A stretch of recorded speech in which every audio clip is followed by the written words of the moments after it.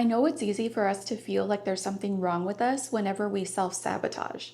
But all self sabotage really is our brain trying to protect us. It tries to keep us safe. And the way that it does that is it filters out anything that is unfamiliar to it.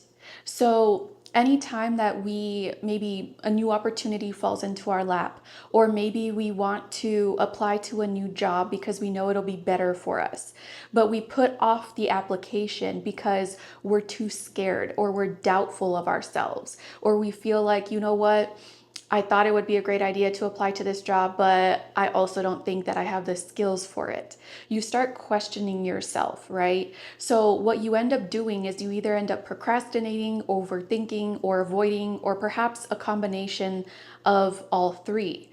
But when that happens, when you catch yourself sabotaging and this goes for any aspect in life, when you catch yourself sabotaging, it's just your brain trying to keep you in that loop.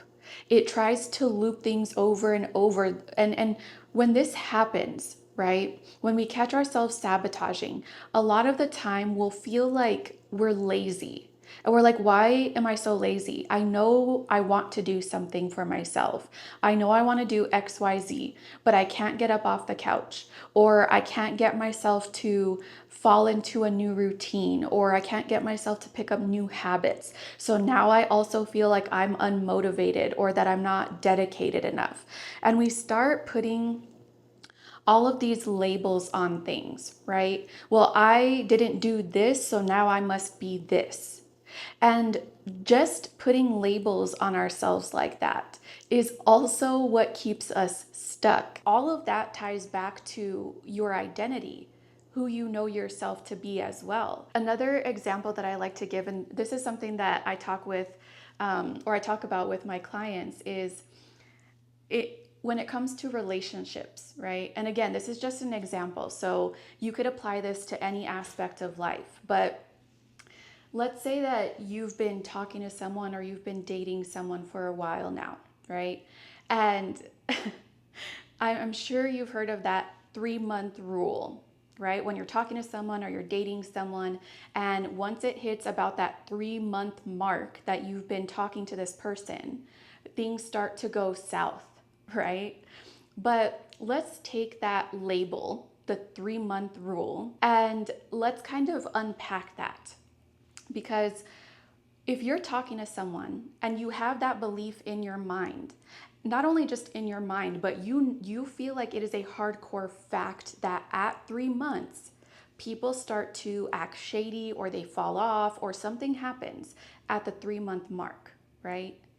And remember, just really quick, whatever you believe, right? Everything in life is just based off of your interpretation. You're going to react based off of your interpretation of what's happening in your life. So it's all just your perception. Nothing is actually factual, it's just how you're perceiving it to be. So something that you think is factual, and more than likely you're thinking that it's factual because you had proof of it, right? Oh, well, I know this to be a fact because I've experienced it for myself.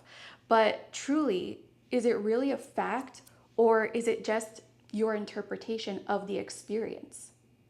Because someone else could go through the same experience, for example, but they may not take the same interpretation from that same experience. So it's all just your perception of things that makes things feel like they're a fact. But nothing is a fact unless you say it's a fact.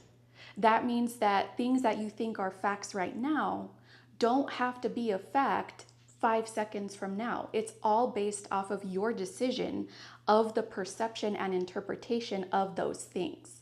So, going back to the relationship example or the dating example, when you're dating someone and that 3-month mark comes up, what happens?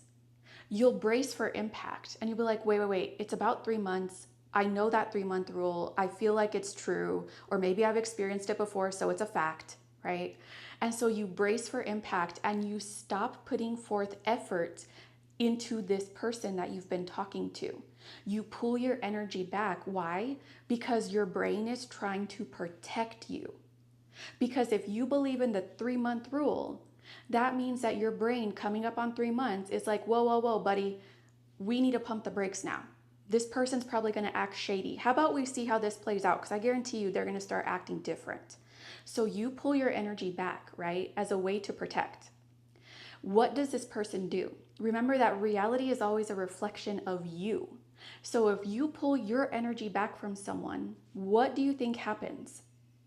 They in turn pull their energy back because they're reflecting you, who you are. If you're someone that feels like you will not get past 3 months with this person, that's exactly what the world is going to prove to you. It's going to show you who you are. So, what happens? This person pulls back as well, right? And you're like, hey, what's going on? I noticed you're acting a little different. And they're like, what do you mean? You're the one that's acting different, right? They're like, I felt like you weren't, you didn't want to see me anymore. Or it just seemed really like your texts were really short. Or I don't know, you kept bailing on me time after time after time. And I hardly even see you now, right? And you're like, what? No, I've been acting the same. But you know that you pulled your energy back. You know that you pumped the brakes. And that person felt it. Why is that? Again, because it's a reflection of who you were. So then after that, after you guys talk it out or whatever, or maybe they just end up ghosting you completely and you're like, see, I knew that was going to happen. Or see, they started a fight with me. Even though I'm the same, no, you're not. You are probably pulling your energy back. But you're like, even though I've been the same, I've just been busier lately, right? And now they're acting crazy about it. They're acting crazy. And I knew it would happen. Well, yeah, whatever you expect is always what's going to be what you experience. Whether you expect something bad or you expect something good, it's always going to be reflected back to you. And that's the other thing about, putting labels on things. That's, and I don't want to side quest here, but a couple years ago, I stopped getting on social media because I realized how much I was allowing it to affect me.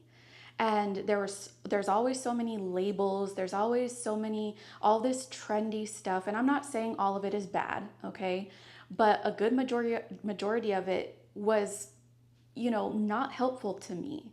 And it would make me feel less confident in myself. I always felt like I was comparing myself to others, or I wasn't living up to a standard, or I wasn't, living up to a label, or I was holding on to a label and it wasn't serving me. Like there was just all of these things in social media and in society in general that I felt were, hindering me. They were holding me back. And it's not even about the things, it's the fact that I was allowing those things to hold me back, right?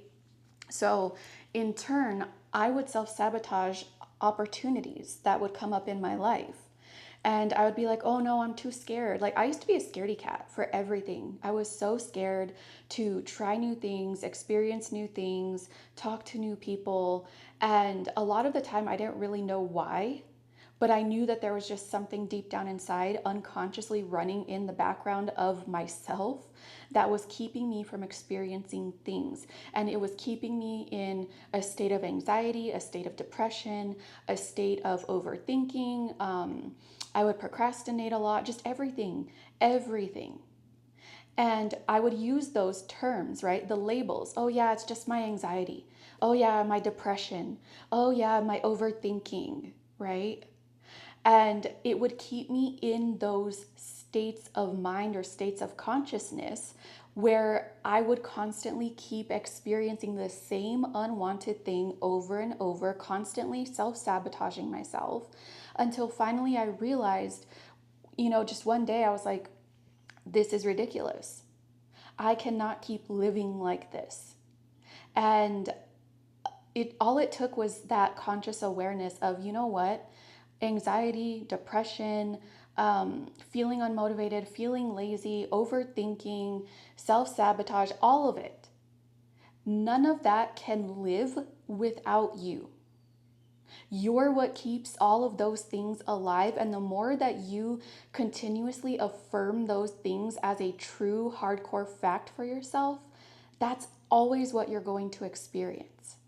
And I know that sounds a little bit silly, but even so, I used to always talk with my friends and be like, oh yeah, my anxiety. Or I would share like memes about anxiety or overthinking. And even though it was just a silly meme, something that's meant to be a joke, something that's meant to be funny and lighthearted, right? Something as simple as that, or saying, yeah, my anxiety, is just reaffirming the fact or your fact, right? Because it's not technically a fact, it's just a fact because I believed it was a fact. So it's just reaffirming whatever fact you believe for yourself over and over and over again. So that in turn is telling your mind, okay, yeah, this is a fact for us. This is what we want to keep seeing. Let's keep seeing it. And remember, I mentioned those three filters of your brain: deletion, distortion, generalization. Those are going to keep playing in your mind. So you could be, I think I gave this example in a previous video. I would sabotage allowing myself to experience new people, like new friendships or relationships in my life, because I never felt confident or good enough about myself. So I could be in a room full of people, but my brain is only going to keep me focused on the people in front of me. And the people in front of me are going to be busy. They're not paying attention to me. They're not complimenting me. They're not acknowledging me, because my brain is aware that that is what is true for me, that I'm not good enough to be paid attention to. Meanwhile, in that same room, there could be people on either side of the room that I am not looking at. I'm not consciously aware of all these people on any side of the room that might be looking at me, that might be admiring me, that might be whispering to their friend about me, like, hey, go talk to her. But that's a reality as well. It's just my brain is filtering that out. I'm not able to see that because that is not what my brain knows to be true. And I speak about that more in another video. I forgot what the title is, but I'll link it in the description, or I'll put a card on the screen of how your brain actually filters things out. And that's why you keep experiencing the same experiences on a loop. But bringing this back to self-sabotage, if you feel like you're struggling with self-sabotage, just remind yourself again that it is your brain trying to keep you in a loop. It doesn't mean that you're lazy. It doesn't mean that you're unmotivated. It doesn't mean that you're not willing. It doesn't mean that, you're not dedicated or you're not disciplined. It doesn't mean any of that. And if you keep reaffirming that to yourself, then that's exactly what you're going to keep experiencing. So you need to flip the script, right? You need to start telling yourself a different story, because the more you feed your mind a different story, the more it's going to flip inside. It's going to process different data. It's no longer going to say, you know what, you should not apply to that job because you're not good enough. It's going to say, no, you know what? If we apply to that job, we are more than qualified for it. And even if there's something that we don't know how to do with that job, we're going to learn it like that. Someone's going to be willing to teach it to us, and we're going to pick it up right away. Right? Or same with relationships, or same with money, or whatever it is that, any aspect, any area in your life, it works the same way. You just have to flip the script. Get your brain to understand something new as a fact, something new that you want for yourself. It's not necessarily just about believing in yourself, it's about knowing yourself to be someone who is limitless, knowing that you are a limitless being, knowing that you can, achieve or accomplish or have anything that you want in life. That's what it's about. It's not about being a brand new person per se. It's just about remembering who you truly are deep down. Because I don't want to dive too far into this one either. I speak about this in almost every other video, but when you think of a newborn baby, they don't come with conditions. They don't come with experiences. They don't come with limiting beliefs. They are whole and complete. But as we grow up, right, we take on experiences or beliefs or conditioning that isn't who we are. It's just things that we learn along the way, but it's not who we are. We are limitless. But the conditions, the belief or limiting beliefs, bad experiences, those are what unconsciously shape us into being a limited version of ourselves. But when you strip all of that away and you return back to that root of wholeness and perfection that you're born with, and I don't mean like morally perfect, I mean whole and complete perfect. Like if you take the Greek definition of perfect, it means whole and complete, not lacking anything or reaching full maturity.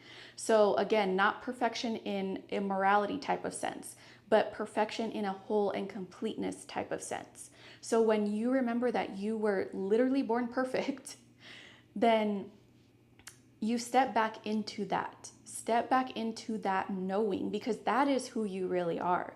That is your authentic self. So I hope this video made sense for you guys. If you want to work with me, the link is in the description, and I will see you in the next one. I love you. Bye.